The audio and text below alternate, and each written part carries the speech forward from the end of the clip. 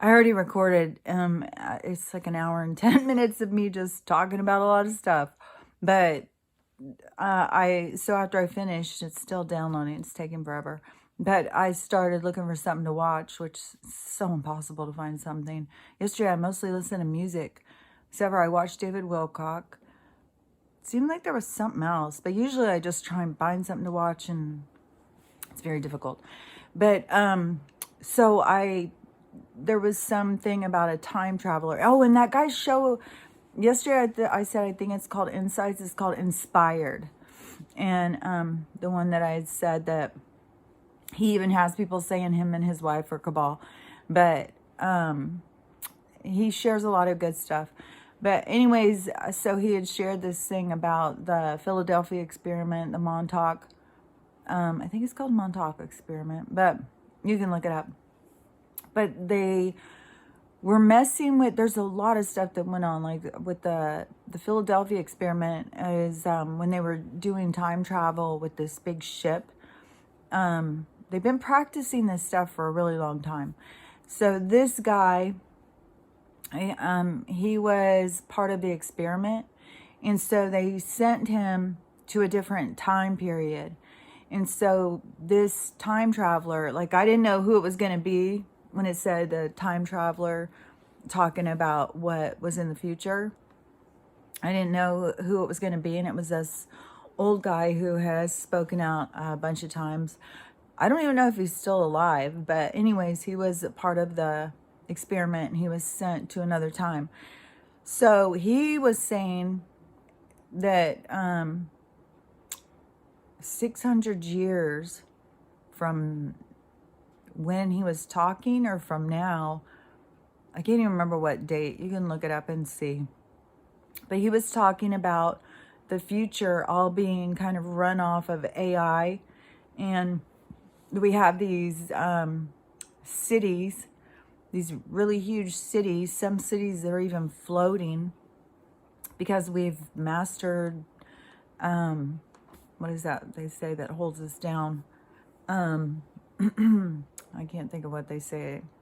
There's something that they say holds us to the planet, this energetic force.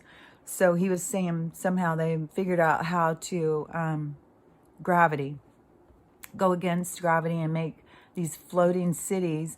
And you can move these cities around and there's no government. Everything is just run off of computers and AI.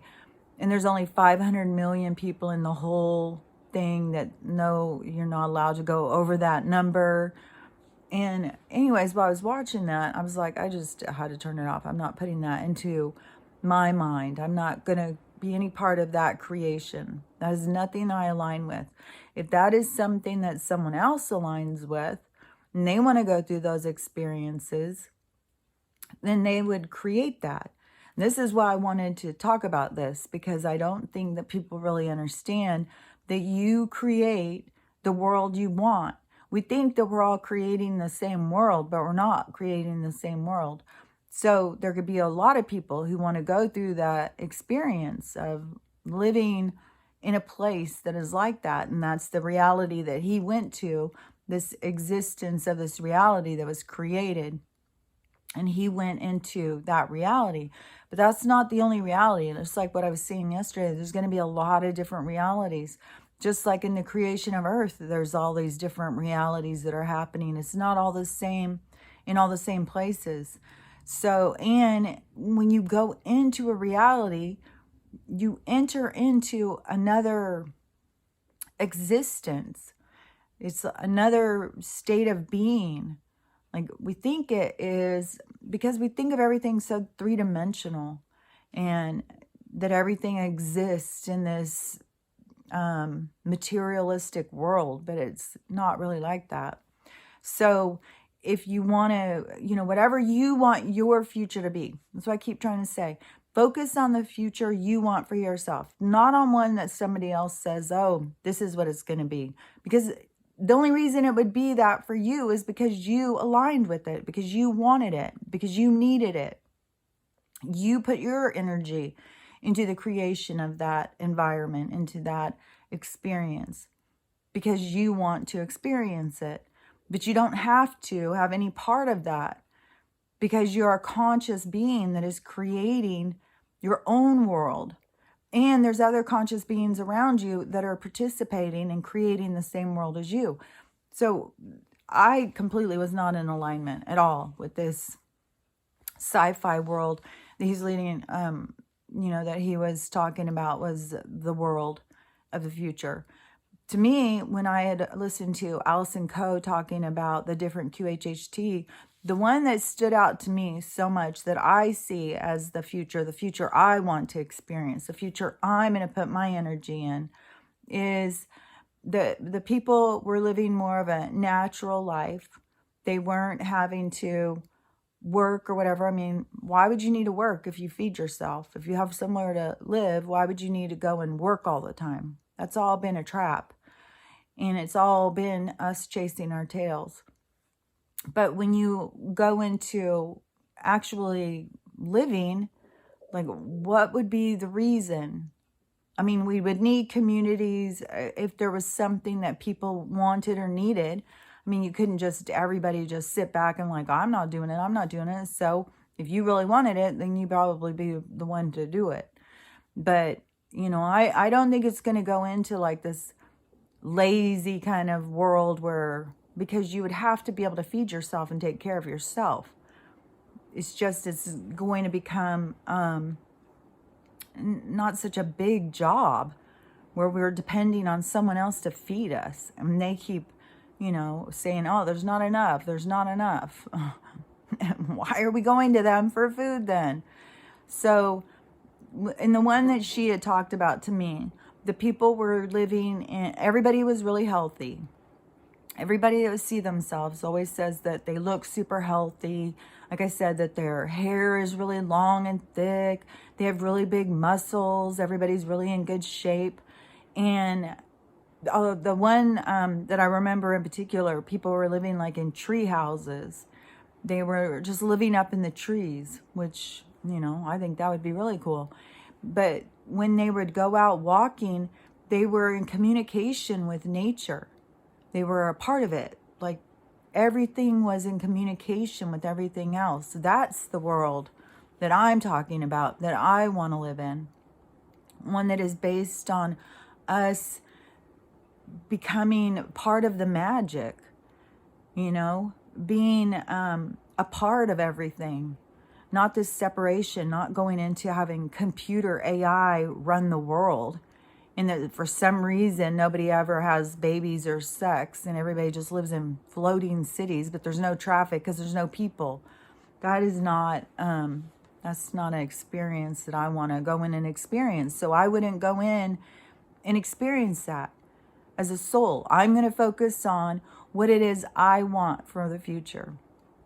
What I want for the future is freedom, is people to be more in sync with nature, more tuned in to the energies that are around them, the energies of existence that make up the rest of the world outside of our own experience.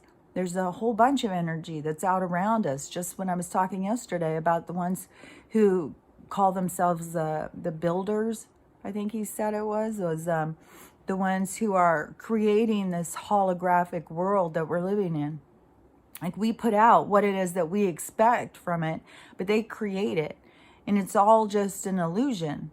Everything is an illusion. That's why so much of this stuff that is happening is to show us the illusion behind the truth, because everything is an illusion, because it's micro, macro. Everything really is an illusion. They just know how to manipulate the illusion towards us because we don't understand that it's an illusion.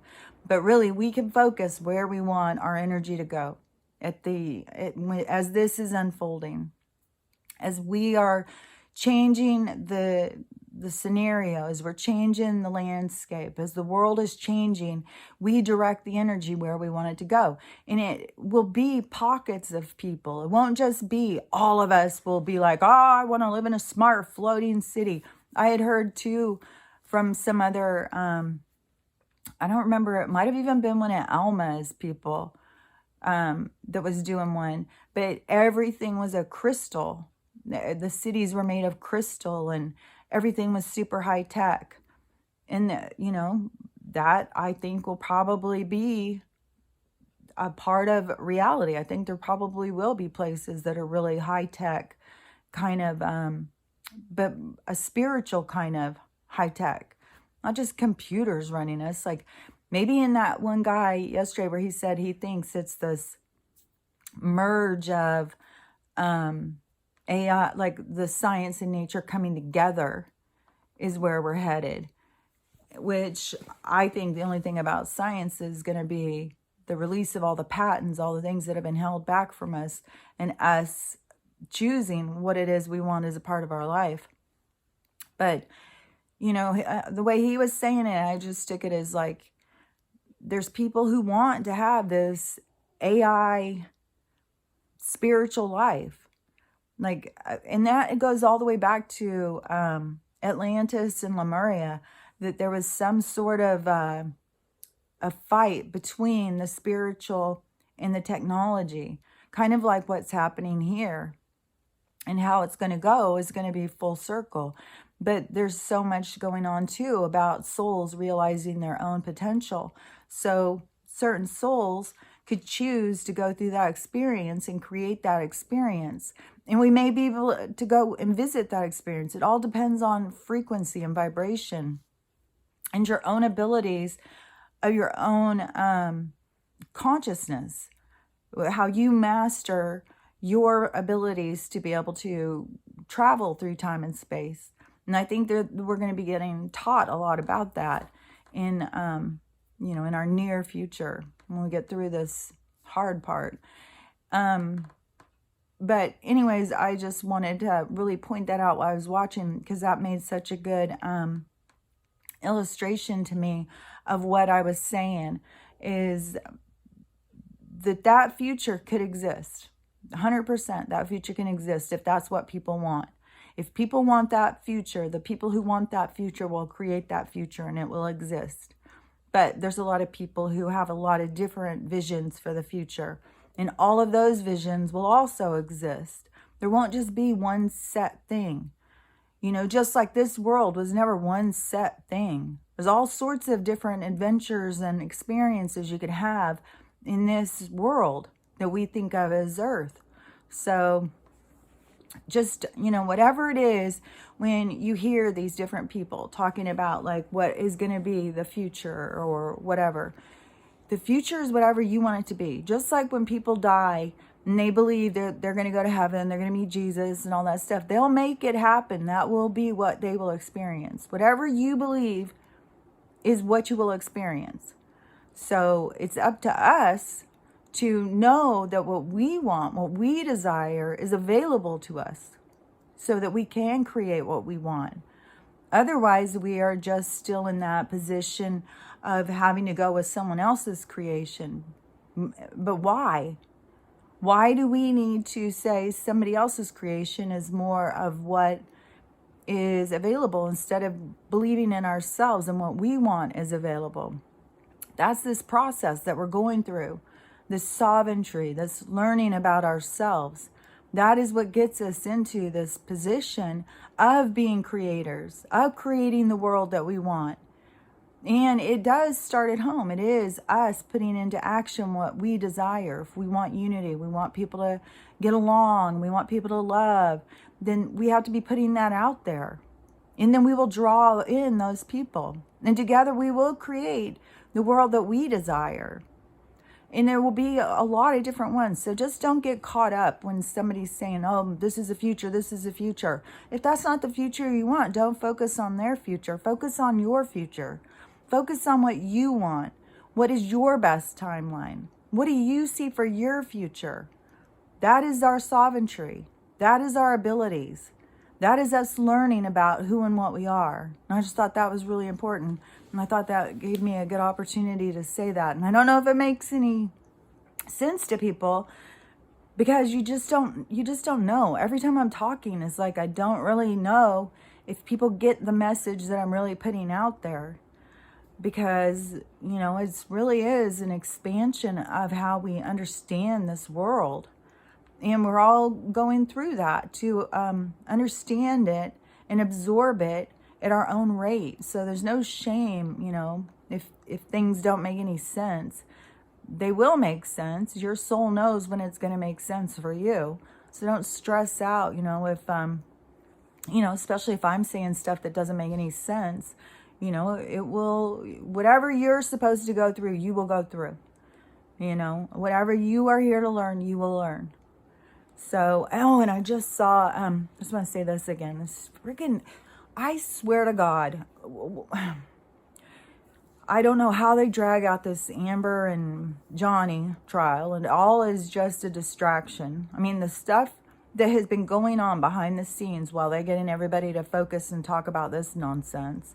It's like, who cares about these people? Who freaking cares about their shitty relationship and their dysfunctional, you know, it's ridiculous. I just don't give a shit about these people. And I know there's a lot of people who are trying to really make a thing about abuse and, you know, all this stuff. But there's stuff going on while they're trying to distract you with that stuff. And the other thing, too, is, oh, my God, the Kardashians are on everything,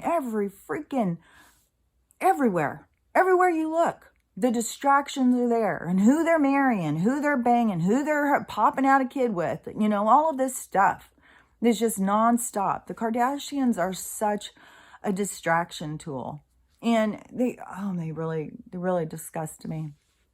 I just saw one of them. It was one of the younger ones, and she's with some rapper guy, because it's all about this shifting and moving about power. Like the Kardashians are like the gatekeepers or something. I don't know what the hell they are. But, you know, a guy who wants to go into the, you know, the team, you know, just date one of them. You want to be in the Illuminati, date one of those girls, and, you know, they'll get you in there. You want to sell your soul, here you go. Just marry one of them.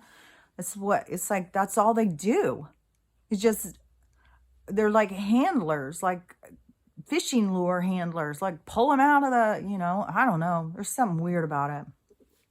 But it was showing this one, and they all have this same fake ass body, you know, whatever they do. Who knows how much of it is CGI and how much of it is plastic surgery, but there's nothing real about these people. And this girl, I guess there's some award show happening, of course, and it was a dress she was wearing, but it was like the dress was like skin tight. It was like so tight. It was probably, you know, however they curved it, however this dress fit, it was going to make her body look a certain way.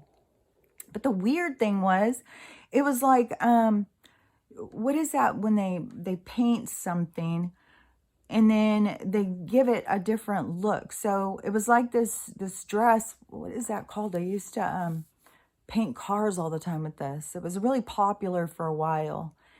But it was like this dress was done like that to make her body look different than it even looked. It was like airbrushing her dress. So it gave this different look, like her boobs and her, everything looked different in this dress because everything was airbrushed. It was just so obvious. Everything is so fake and phony. I thought, how weird is this dress? Like, my body's not fake enough. I'm just going to airbrush the body I want on top of my dress so that that's what you see in this illusion. Because it's all a distraction. It's all just to keep you feeling bad about yourself. Oh, I wish I looked like a Kardashian. Oh, if I looked like a Kardashian, my life would be great. Oh, I could marry 5 different guys if I looked like one of them. I didn't look like one of them. I married several different guys, you know, but they get these girls who think like they have to be a Kardashian. You know, they've got to dye their... I've literally seen so many people try and change their looks to look like a Kardashian. And you're just going to look odd because we all have our own features. Don't try and change your features to look like somebody else's features because it's not going to fit. It's not going to fit your face. And it's just going to continually look stranger and stranger. Jesus Christ, look at Madonna. God damn. That girl. And she probably thinks, I don't even know if that is a human being anymore. I don't even know what the deal is with her. She's so wackadoo. but she doesn't even look like, she probably thinks she looks really good, but she looks ridiculous. She's embarrassingly ridiculous looking. Like she trying to look like a Dutch schoolgirl. Like, what is she trying to do? Is she just ashamed of her own face? Who is she trying to please? Is she just trying to distract us? Is she, selling plastic surgery and, all, I don't know. Anyways, that's for each person to figure out for themselves and to notice this stuff and to see it and to, no matter what, keep in your vision what you want for yourself, because we are creating the world that we want. And that means more than people have any idea about. So anyways, I just want to get out there. This one I'm sure will go on really fast. The other one, it's going to just take a while to download. So I will talk to you later. Bye.